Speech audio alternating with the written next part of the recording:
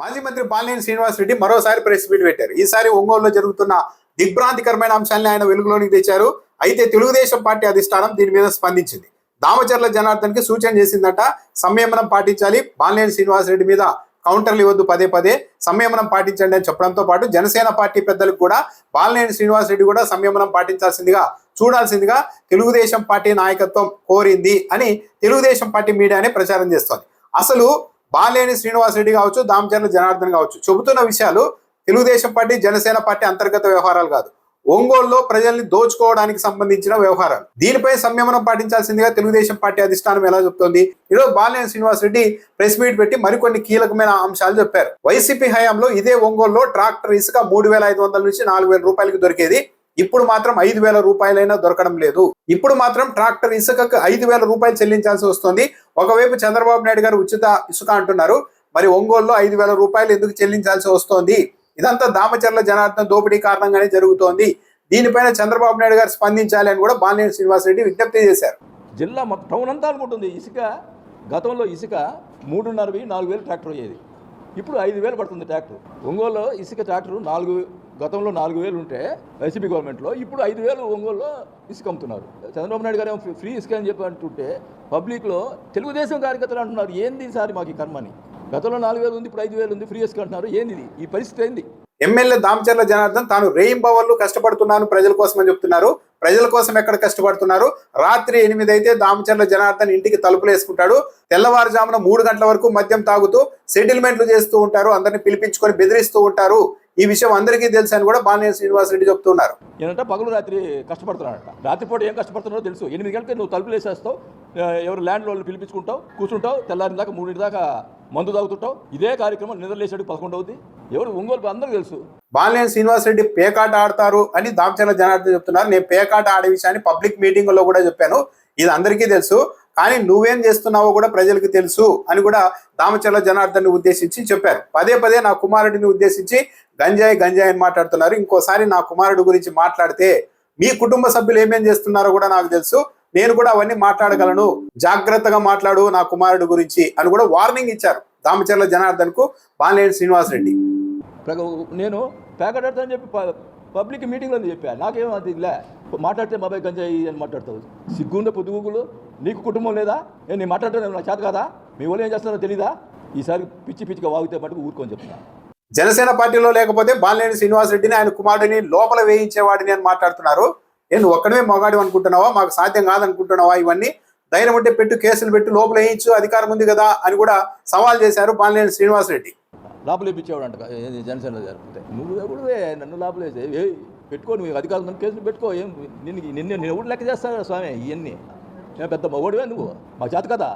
దామచర్ల జనార్దన్ కు దమ్ముంటే నేను చేస్తున్న ఆరోపణల మీద విచారణకు కోరాలి, చంద్రబాబు నాయుడు గారిని ఆయన కోరాలి, నేను జనసేన పార్టీ అధ్యక్షుడు పవన్ కళ్యాణ్ కోరుతాను, మా ఇద్దరి మీద వచ్చిన ఆరోపణలపైన విచారణ చేయాల్సిందిగా నేను కోరుతాను, చంద్రబాబు నాయుడిని దమ్ముంటే దామచర్ల జనార్దన్ కూడా కోరమను, విచారణకు ఆదేశించమను అని కూడా సవాల్ చేశారు. నేను చేసినప్పుడు జరిగిన విషయాలు, ఇప్పుడు ఈ 2 సంవత్సరాల్లో జరిగిన విషయాలు ఎంక్వైరీ ఏమని చెప్పి నువ్వు చంద్రబాబు నాయుడు గారికి చెప్పాలా, నేను కళ్యాణ్ గారికి చెప్తా, మా మీద ఎంక్వైరీ పెట్టించండి. ఈ ఛాలెంజ్ నువ్వు స్వీకరించాలా. నువ్వు నిజంగా నీతిమంతుడు అయితే ఈ ఛాలెంజ్కి నువ్వు మాట్లాడు. నువ్వు మున్సిపాలిటీలో 8.5 కోట్ల రూపాయలు మాయమైంది, ఇది ఎక్కడికి వెళ్ళిందో దామచర్ల జనార్దన్ సమాధానం చెప్పాలి అని కూడా డిమాండ్ చేశారు. జనసేన నేత రియాజ్ కు చైర్మన్ పదవి ఇప్పించానని పదే నిన్న ప్రెస్ మీట్ లో దామచర్ల జనార్దన్ చెప్తున్నారు. రియాజ్ కు చైర్మన్ పదవి అన్నది నువ్వివ్వడం ఏంటి? పవన్ కళ్యాణ్ గారు ఇప్పించారు. లేదు పవన్ కళ్యాణ్ కాదు నేనే ఇప్పించాను అని చెప్తారేమో, చెప్పమనండి. ఆ రియాజ్ నైనా చెప్పమనండి. ఆ పదవి ఎవరి ద్వారా వచ్చింది? పవన్ కళ్యాణ్ వల్ల వచ్చిందా, లేకుంటే దామచర్ల జనార్దన్ వల్ల వచ్చిందో? రియాజే ప్రెస్ మీట్ పెట్టి చెప్పమనండి అని కూడా బాలినేని శ్రీనివాసరెడ్డి సవాల్ చేశారు. నేను చెబుతున్న ప్రతి మాటకి నేను కట్టుబడి ఉన్నాను, కావాలంటే ఇప్పటికిప్పుడు కాణిపాకం వెళ్ళి ప్రమాణం చేసేందుకు కూడా నేను రెడీగా ఉన్నాను. దమ్ముంటే దామచర్ల జనార్దన్ కూడా కాణిపాకం వచ్చి తానేది తప్పు చేయలేదని ప్రమాణం చేయాలి అని ఇంకో సవాల్ కూడా విసిరారు బాలినేని శ్రీనివాసరెడ్డి. మీరు కూడా అధికారంలోనే ఉన్నారు కదా అని ప్రశ్నించగా మీడియా ప్రతినిధులు, మేమెక్కడ అధికారంలో ఉన్నాం? జనసేన పార్టీ అధికారంలో ఉన్నట్టుగా మీకు అనిపిస్తోందా? అలా ఉందా? జనసేన వాళ్ళకి ఎక్కడైనా న్యాయం జరుగుతుందా? జనసేన పార్టీ వాళ్ళకు 100% చెప్తున్నాను, న్యాయమే జరగడం లేదు. రేషన్ డీలర్లు కూడా మొత్తం తెలుగుదేశం పార్టీ వాళ్ళకి ఇచ్చేసుకొని ఒక్కడిని మాత్రమే జనసేన పార్టీ వాళ్ళకి ఇచ్చారు. ఆ రేషన్ షాపుల నుంచి కూడా తెలుగుదేశం పార్టీ కార్యకర్తల నుంచే నెల డబ్బులు వసూలు చేస్తున్నారు దామచర్ల జనార్దన్ అని కూడా ఆరోపించారు. మా జనసేనలో ఉన్నాము ఇప్పుడు, మేము అధికారం ఉన్నట్టున్నామా? జనసేనలకి ఏమన్నా న్యాయం జరుగుతుందా? అంటే ప్రకాశం జిల్లాలో జనసేనకు అసలు ఏం న్యాయం జరగట్లేదా? 100%గా జరగట్లేదు. 35,000 ఓట్ల మెజారిటీతో నేను గెలిచాను అని దామచర్ల జనార్దన్ నిన్న ప్రెస్ మీట్ లో చెప్పారు. దీనిపైన కూడా బాలినేని శ్రీనివాసరెడ్డి స్పందించారు. 35,000 మెజారిటీ నీకు ఎలా వచ్చింది? జనసేన పార్టీ వాళ్ళు ఓట్లు వేయడం వల్ల వచ్చింది. గతంలో కూడా పోటీ చేశావు కదా తెలుగుదేశం పార్టీ తరఫున, ఒకసారి 23,000 ఓట్లతో, ఒకసారి 28,000 ఓట్ల తేడాతో ఓడిపోయావు కదా. ఈసారి 35,000 ఓట్ల మెజారిటీ వచ్చిందంటే జనసేన పార్టీ కారణంగానే.